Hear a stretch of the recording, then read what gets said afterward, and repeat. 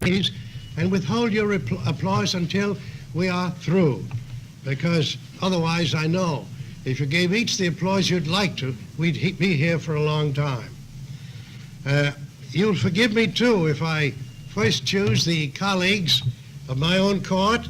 We have a majority here today and are ready to make any decision you want. And alongside of them, the former Chief Judge, I shall call them by name. Chief Judge Albert Conway, Judge Adrian Burke, Judge Stanley Fuld, and Judge John Van Voorhis, who came all the way from Rochester to be here. There's also present with us the Attorney General of the state, the Honorable Louis Lefkowitz, and the Council President, the President of the City Council, in the person of the Honorable Paul R. Scrivain. Will you take a bow? All of you, will you please get up so they can take a look at you?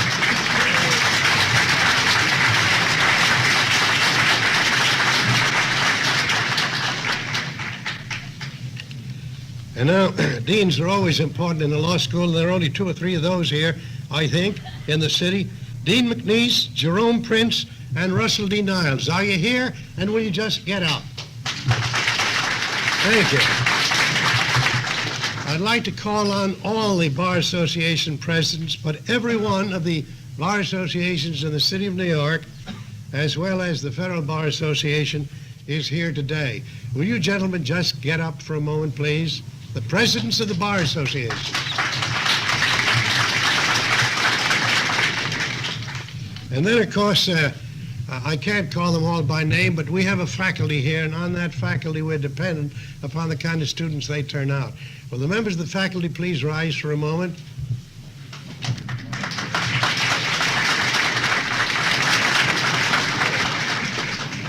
Well, if I made any mistakes, you'll forgive me, I'm sure. But I might add to that we have had, of course, a great many messages from very distinguished people and from ardent and loyal alumni, and this is neither time nor place to read them to you. I should like to refer to 1 or 2, one from our Chief Judge, who regrets very greatly that he could not be here, but he was committed to be upstate, and the other from our Governor, who writes also of his very great regret that he cannot be here because he was committed to be in Lake Placid, and he said if it were time at all to come, he would, but he can't. And he asked us to convey his best wishes to all of us and our distinguished guests. And then I have one message that I feel should be read to you, that we're very proud of, that comes from the White House. My greetings and warm congratulations to Justice John M. Harlan for the honor you bestow upon him as your most outstanding alumnus on the occasion of the dedication of the new home of the New York Law School.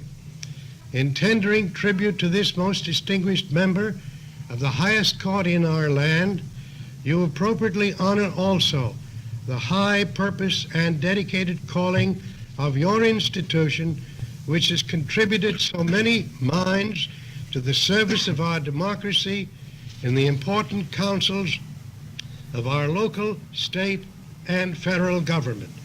My best wishes to Justice Harlan, to all of the faculty, alumni, and students of New York Law School as you continue your high standards of legal training in the school's new home. Sincerely, John F. Kennedy.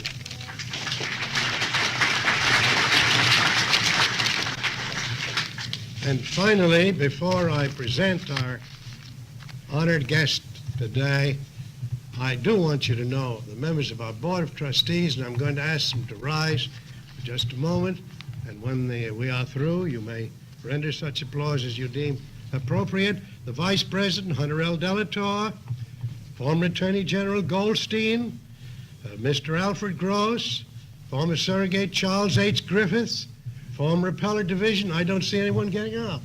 Get up.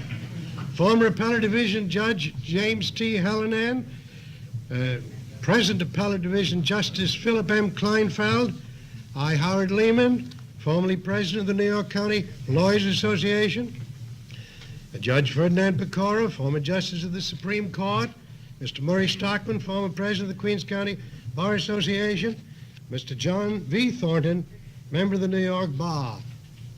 Now, if you want, you may give them a round of applause.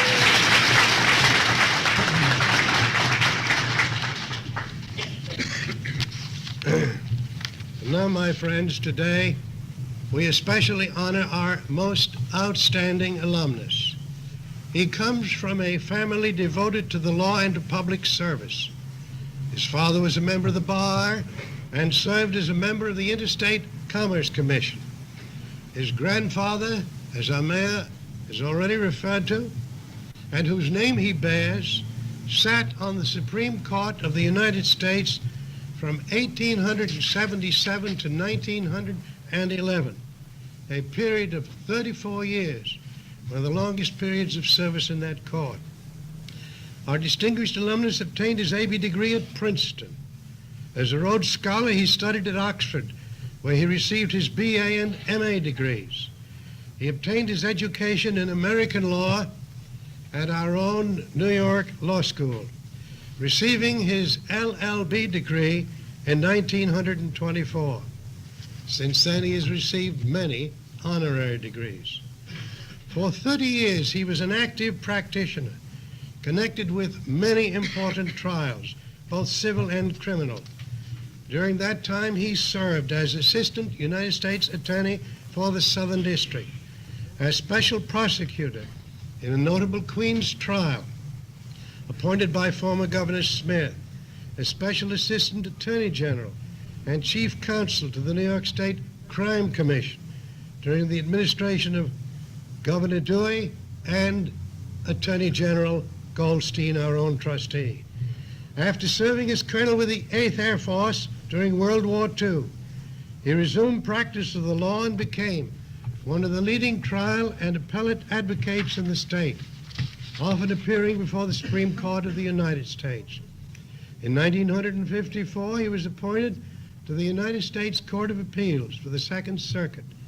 In 1955, President Eisenhower appointed him to the Supreme Court of the United States, stating at that time, "Judge Harlan's qualifications are of the highest.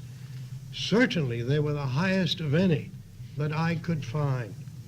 His appointment was hailed by the press, the New York Times observing that his appointment was an outstanding selection for the post. His more than 7 years upon our nation's highest bench have thoroughly justified that acclamation. An indefatigable worker, a clear thinker, with a facility to reduce a complex problem to its simplest terms. He's become a most valuable member of the court, and we of New York Law School are deeply proud to claim him as one of our own. Mr. Justice Harlan, on behalf of our law school, I am privileged and honored to present to you our most distinguished alumnus. This testimonial, which reads, upon the occasion of this 70th anniversary and the dedication of its new home, New York Law School presents this testimonial to its distinguished alumnus, Honorable John Marshall Harlan, in recognition of his dedicated service to state and country, his distinguished service as Justice of the Supreme Court of the United States, and his devoted loyalty to his alma mater. And so that you may have a reminder of this happy occasion, which you will have the opportunity to look at probably more often than you will at this scroll, I'm very happy to present to you on behalf of the law school this inscribed cigarette case, which you may or may not share with your wife as you see fit. And with these tributes goes our most warm-hearted affection. I'll keep these.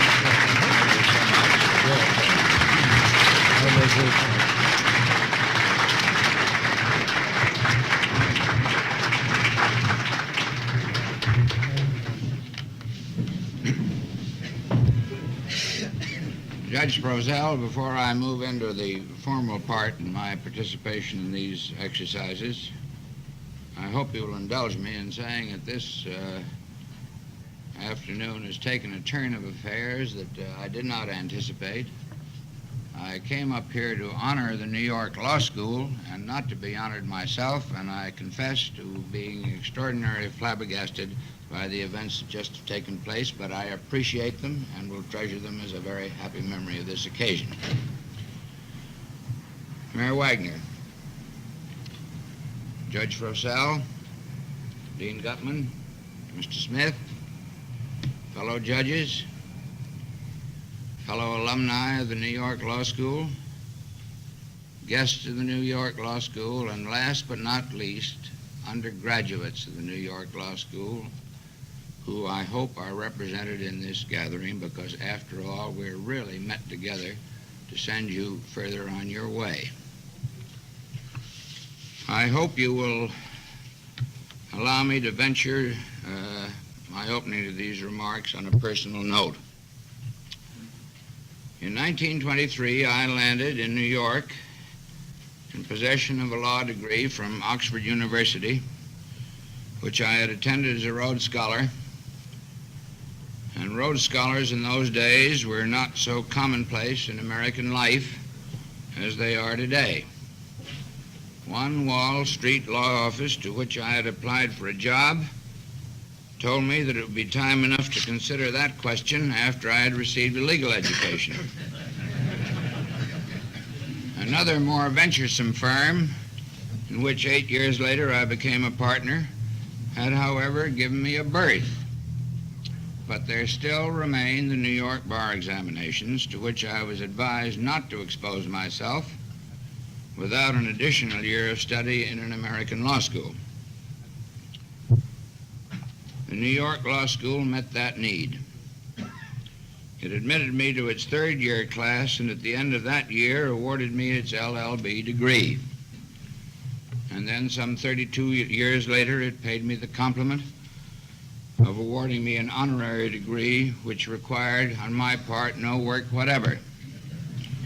So perhaps you can see why I take special satisfaction in being asked to participate in these dedication exercises.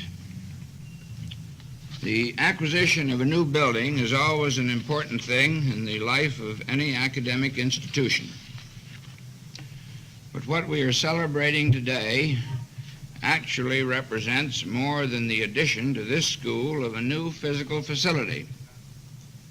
These exercises bear witness to the determination of the trustees of the New York Law School to overcome obstacles born of the inexorable needs of this great city, which in this instance resulted in the school having to give up its former home. Such an event furnishes, I believe, an occasion both to reminisce of the past and to think of the future. I shall not spend very much time on the past, for the worthy history of this school, I think, speaks for itself. But let me say this. The New York Law School was founded in 1891 under the primary impetus of Dean Dwight of the Columbia Law School and a number of his colleagues, which included Professor Chase, who became the new school's first dean. The basic purposes of the school were twofold: to launch a new concept of legal education lying somewhere between the so-called case method of the Harvard Law School and the textbook method then generally used in other law schools. And secondly, to provide this city with an institution at which those who, for one reason or another, could not attend one of the then established law schools might receive a first-class legal education. The validity of both of these concepts is attested to by the initial rapid growth and subsequent stability of the school, by the quality of the students it has attracted, and by the accomplishments of its graduates at the bar and in the public service of this city and state. What of the future? Thinking of it in general terms, I believe that this school has opportunities for professional and community service which are not so readily open to most other schools. Those of its students who intend to practice law should find in the school special opportunities for supplementing their general legal education with laboratory training in the ways of practice in their own community. I would assume also that the school attracts to itself a good many students who do not intend to practice law, but who recognize the value of legal training. Such students carry into their future pursuits the disciplines that come from a sound legal education, and into their general community life the wholesome influences that arise from respect for law and an understanding of the legal foundations on which our government and society rest. I realize, of course, that factors like these have already found concrete reflection in the school's curriculum. But at the risk of exceeding my role in these exercises, may I put to you two thoughts along these lines. The first is born of the view that the litigating branch of the profession is attracting to it fewer of the most promising young lawyers than it should. And since coming to the bench, I am bound to say that I have too often found disappointing the qualities of trial or appellate performance as reflected in records, briefs, or in oral presentation of cases. While the major reasons for these trends could, I think, be fairly well cataloged, it is sufficient to say now that I believe you would find support for these observations among many judges and experienced practitioners. This is a situation about which something should be done, and I was interested to note that Mr. Smith, in his remarks, anticipated some of the things that I am in the course of saying. For despite the vast increase in the demands for skilled office lawyers and the allurement which that side of the practice consequently holds for most ambitious young men, a well-trained and diversified trial bar remains indispensable to the proper functioning of our legal system. Indeed, it is not too much to say that the quality of the administration of justice in the country largely depends upon the excellence of its trial bar, for it is in the courtroom that in the last analysis legal rights are vindicated. I can think of no more worthwhile service that this school could undertake than to establish a special school for the training of trial and appellate lawyers.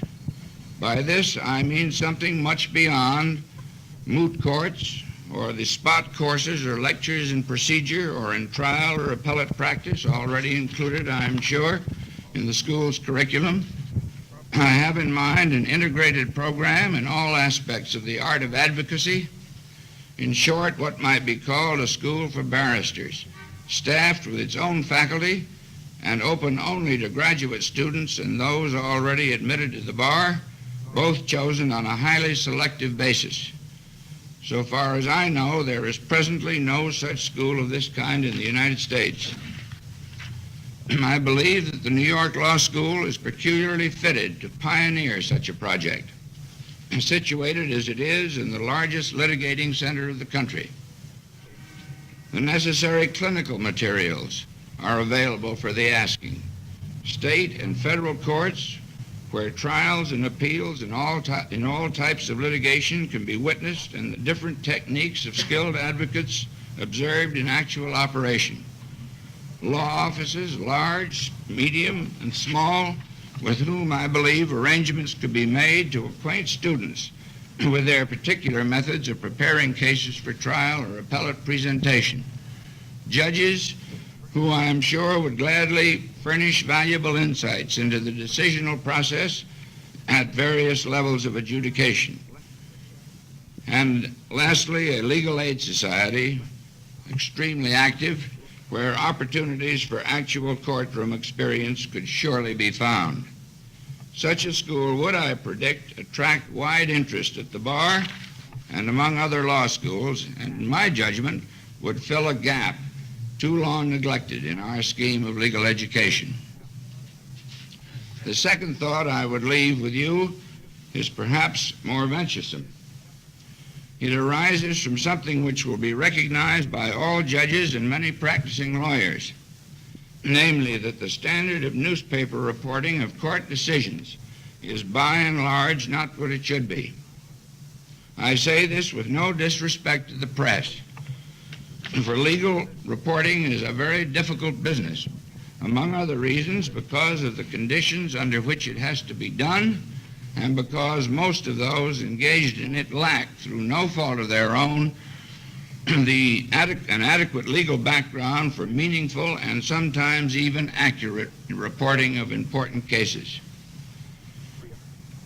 It need hardly be argued, I am sure, that accounts of important cases which, however unintentionally, give the public an erroneous impression of what was actually decided do no good to the healthy administration of justice. A few years ago, one of the country's leading newspapers sent a top-notch young reporter to Harvard Law School for a year of study in the fields of constitutional law and federal jurisdiction before assigning him to reporting duty in the Supreme Court and in other federal courts situated in Washington. This, of course, was a piece of journalistic statesmanship of the highest order, which has borne fruit in the excellent quality of that newspaper's product in these areas of news gathering. I am prompted to wonder whether other organizations concerned with legal news reporting might not follow this admirable experiment, were a well-conceived program in legal journalism, if you choose to call it that, available. The feasibility of this school undertaking such a project would seem to me, at least, worth serious exploration. I should not detain you any longer, for I'm sure that you are all as eager as I am to view the full extent of the law school's new home. May I, however, in conclusion, direct a special word to Dean Gutman and to Judge Frozel and his fellow trustees. I hope none of you, gentlemen, will consider that my belief at this occasion called for something more than general expressions of pride in the fine past of this institution has led me into a brash intrusion upon the affairs of management. Whether or not the two suggestions I have advanced be found to merit any further consideration, they at least illustrate my own firm conviction that the New York Law School holds opportunities for service beyond those normally found in a conventional legal curriculum. I congratulate you, Judge Frozel, Dean Gutman, and the trustees for this remarkable building, only part of which I have seen so far. It holds great promise that the law school, as it forges ahead in the coming years, will rise to still further heights in achievement and in useful professional and community service.